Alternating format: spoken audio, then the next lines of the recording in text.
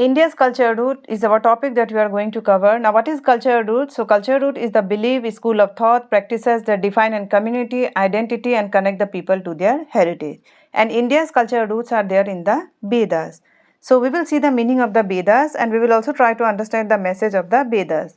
So, while covering this topic, we will get to know about the Vedic society, how the society has been divided, and what were the professions that were just prevalent there, what is the culture, and what is yoga, Upanishad and Vedanta. After that, we will also see the new school of thoughts that also just indicate about the India's cultural root, where Buddhism, Jainism and Charvaka, and then finally the folk and the tribal root. So let us start with the topic, and here we will see what are Vedas. So Vedas are the ancient text of India and indeed among the most ancient in the world. So the word Veda came from the Sanskrit Vid, which means knowledge. Okay, so it came from the word Vid and which means knowledge. There are 4 Vedas: the Rig Veda, Yajur Veda, Sam Veda and the Atharva Veda. And Rig Veda is the most ancient Veda among the 4. It was composed from 5th to 2nd millennium BCE. Now, the Veda consists of thousands of hymns, that is the prayer, in the form of poems and songs and that were recited orally, not written. So, Veda consists of the prayers and they were recited orally, not in the written form. Okay, recited.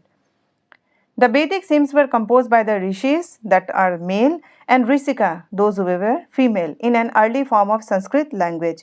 So, they were composed by Rishi and Rishika and the language that was used was Sanskrit. These hymns address many gods or goddesses such as the Indra, Agni, Varuna, Mitra, Saraswati in poetical form. So these were about the many gods and goddesses and they were in poetical form.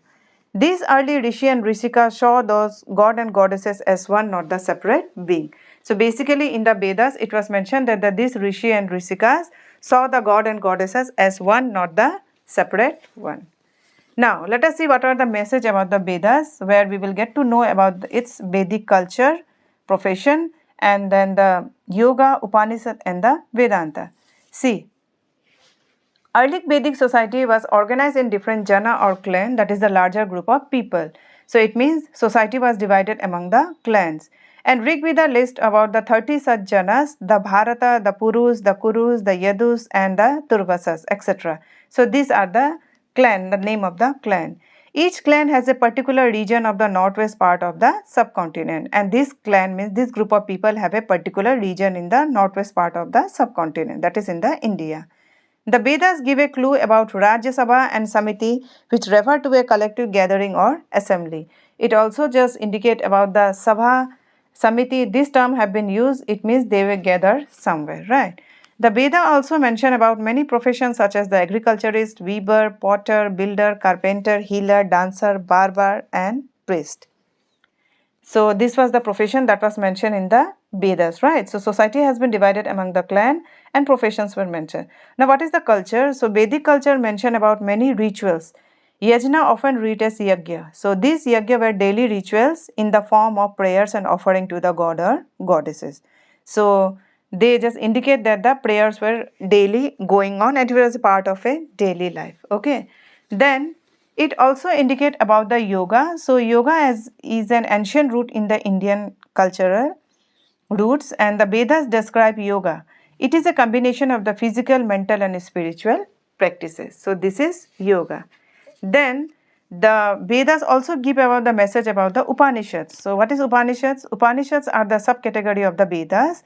It is originated from each branch of Veda and it deal with the philosophical aspect of life. Now what is philosophical aspect? That is the detachment, thoughtful, calmness of the life. Upanishad talk about the reincarnation or the cycle of birth and rebirth. So Upanishad also teach about the Brahmand, not the Brahma, and reside in the Atman, that is the self-discovery and the unchanging core of the human individual. So since it is the subcategory of the Vedas, it tells us about the self-discovery of the human individual. Vedanta is an ancient school of Hindu philosophy based on the Hindu text. That is the Upanishad, the Brahma Sutra and the Bhagavad Gita. So Vedanta is based on the Upanishad, that is the subcategory of the Vedas, and the Brahma Sutra. So Brahma Sutra tells us about the Vedic text about the Brahman and the ultimate reality of life, and then the Bhagavad Gita, that is the holy book of Hindu, right? So this is the message that we get about the Veda. Its society, profession, culture, yoga, Upanishad and the Vedanta. Let us see the new school of thought that has also some India's cultural root. And in the first millennium BCE, the new school of thought that emerged in India were the Buddhism and Jainism. So Siddhartha Gautam grew up living a protective life in palace. At the age of 29, for the first time in his life, he came across an old man and a sick man and a dead body. So Siddhartha Gautam was a prince and he lived in his palace. So at the age of 29, for the first time, he came out from his palace and he just see an old man, a sick man and a dead body. And he was very much disturbed after seeing them.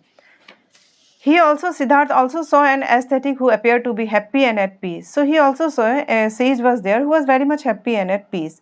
So he was quite disturbed and just want to know why after seeing that sick man he get disturbed, and just seeing this happy and peace man he get peace. So Siddhartha left his palace and gave up his life of comfort, and he studied, explored and learned about spiritual practices.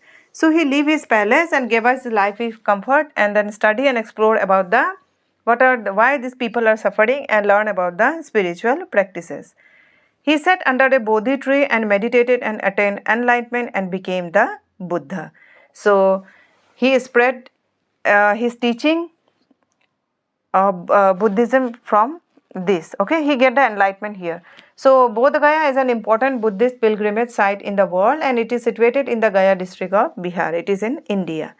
So Buddha teaches what he had realized, including the idea of ahimsa, means not hurting. So when he get enlightenment, he get to know about the idea of ahimsa, that is not hurting anyone. He also insisted on sincere inner discipline. So these were the teaching of Buddhism. Okay. The Buddha founded the Sangha, a community of bhikshu or monk who practiced and spread his teaching. So Buddhism spread on India and indeed the whole Asia. So in this way, Buddhism also had our cultural root. Now let us see Jainism. Now what is this Jainism? I have made a dedicated video regarding what is Jainism. You can just check it out also. I will give you this one in the I button. So Vardhaman Mahavira was born into a royal family at the age of 30. He decided to leave his home and go and spiritual knowledge. So after 12 years, he achieved supreme wisdom and known as Mahavira. He started preaching what he had realized. Okay, so at the age of 42, he get the enlightenment and he just spread his teaching. So he was the 24th Tirthankar of Jain. Okay. So what is the teaching of Jainism? So Jain teach include ahimsa, that is the non-violence, and anekdavada, that is the many-sidedness, and aparigraha, non-possessiveness. So many sides of the truth, and non-possessiveness means no attachment with the materialistic things, and non-violence, that is don't harm anyone, not even an insect. Jainism also insists on the interconnection and interdependence of all creatures, from the human to the invisible creature. So it also teaches about that there is an interconnection between the human beings and the invisible creatures also. At this time, one new school of thought was also there, that is the Charvaka. Charvaka, sometimes called the Lokyata, believed that this material world is the only thing that exists and therefore there can be no life after that. So this was its core principle. However, this school of thought don't get much popularity and disappear with time. Okay. So this was the new school of thought that tell us about the Buddhism, Jainism and Charvaka. Now let us see folk and tribal roots. How folk and tribal roots had Indian culture, right? So India has also rich in oral tradition. Folk tradition is transmitted by common people and tribal tradition transmitted by the tribes. So Jagannath worship at Puri, Odisha was originally a tribal deity. Okay, so it tells us about the tribal deity Jagannath Puri, that is in Odisha. So it was just tell us about the common people and the tribal tradition. Some tribes adopted Hindu deities long ago and possess their own version of Mahabharata and Ramayana. Okay, so some tribes, they also just possess about this one and about the Hindu deities and just tell their own version in Mahabharata and Ramayana.